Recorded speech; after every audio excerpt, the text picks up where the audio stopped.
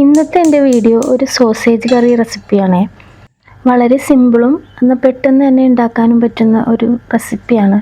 നന്നായി കഴുകിയ സോസേജിലേക്ക് 1 ടീസ്പൂൺ മുളക് പൊടി, 1/4 ടീസ്പൂൺ മഞ്ഞൾ, ആവശ്യത്തിന് ഉപ്പും കൂടി ചേർത്ത് നന്നായി മിക്സ് ചെയ്യുക.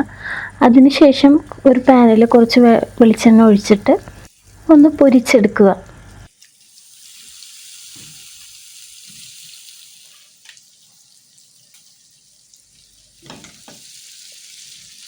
പൊരിച്ചെടുത്ത സോസേജ് വേറൊരു പാത്രത്തിലേക്ക് മാറ്റാം.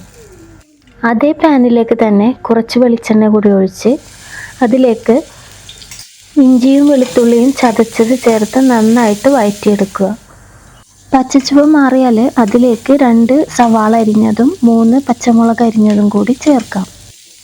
പെട്ടെന്നൊന്ന് വാടിക്കിട്ടാൻ വേണ്ടി കുറച്ച് ഉപ്പ് കൂടി ചേർത്ത് മൂടി വെച്ച് അതൊന്ന് വാട്ടിയെടുക്കാം. വാടി വന്ന സവാളയിലേക്ക് ഒരു 2 ചെറിയ തക്കാളിയാണ് ഞാൻ ഇതിലേക്ക് ഇട്ട് കൊടുക്കുന്നത്. എൻ്റെ ചാനൽ നിങ്ങൾക്ക് ഇഷ്ടപ്പെട്ടാൽ ഒന്ന് ലൈക്കും ഒരു സബ്സ്ക്രൈബും ചെയ്ത് സപ്പോർട്ട് ചെയ്യാമോ?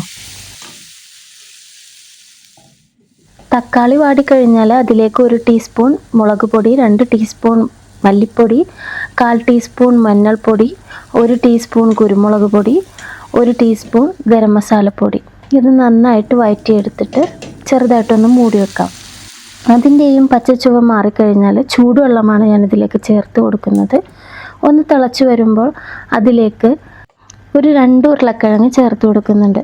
നിങ്ങൾക്ക് വേണമെങ്കിൽ ചേർത്താൽ മതി. എനിക്ക് എൻ്റെ മക്കൾക്ക് ഇഷ്ടമുള്ളത് കൊണ്ടാണ് ഞാനത് ചേർക്കുന്നത്.